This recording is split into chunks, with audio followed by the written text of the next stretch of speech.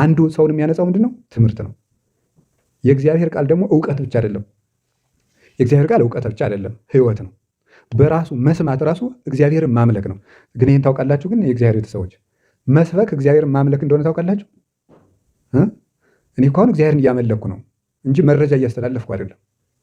እና ብዙ ሰዎች ሲሰብኩ ግን እግዚአብሔርን ማምለክ እንደሆነ አያውቁትም። አስተማሪ እንደሆነ ነው የሚያውቀው። ለዚያ ነው ለስብከት ቆመው ጠላቶቻቸውን ተበቅለው የሚወርዱት።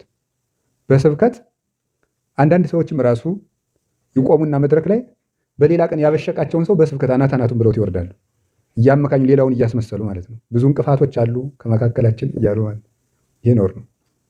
እግዚአብሔር እንደዚህ ሰው አድርጎ የሚጠላው የለም። ስብከት እግዚአብሔር ማምለክ ነው። መሰበክ ራሱ እግዚአብሔር ማምለክ ነው። እንዲሁ አያስቃችሁም እንዴ? እግዚአብሔር በመካከላችን ተገኝቶ እንዲያስተምረን እንዲመክረን ቅዱስ ፈቃዱ ይሁንልን ብሎ ሲያበቃ መሳደብ። እግዚአብሔር እንድትሳደብ ነው ቅዱስ ፈቃዱ ይሆንልን? ይህን ነው ሰው ማስተዋል ያለበት።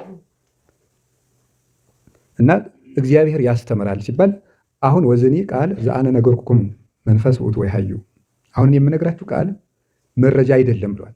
ዮሐንስ ወንጌል ምዕራፍ 6 ላይ ጌታ ሲናገር እኔ የምነግራችሁ ቃል መንፈስ ነው ሕይወትንም ይሰጣል ብሏል። የክርስቶስ ቃል መንፈስ ነው፣ ሕይወት ያድላል።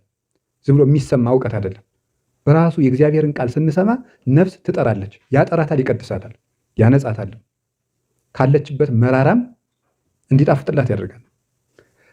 እንዲያውም መውጣት ካቃተን ነገር ሁሉ እንድንወጣ ያደርጋል። የእግዚአብሔር ቃል ሰይፍ ነው ብሏል ቅዱስ ጳውሎስ ዕብራውያን 4 ቁጥር 12 ላይ ወይበልም ሁሉ ሰይፍ ዘክልአፉሁ፣ ከተሳለ ሁለት አፍ ካለው ሰይፍ ይልቅ የተሳለ ነው። ወይ ፈልጥ ነፍስተ እመሌሊት፣ ስጋን ከጅማት እና ከአጥንት እየለየ ያወጣል ይላል። ልክ ሰይፍ ወይም ስለት ስጋን ከጅማት ከአጥንት እየለየ እንደሚያወጣው የእግዚአብሔር ቃል ከነውራችን የሚለይ ሰይፍ ነው ማለት ነው። ሰይፍ አንገትን ከደረት ይለያል። ሰውን ከነውሩ ለይቶ በልቶ የሚያወጣው የእግዚአብሔር ቃል ነው።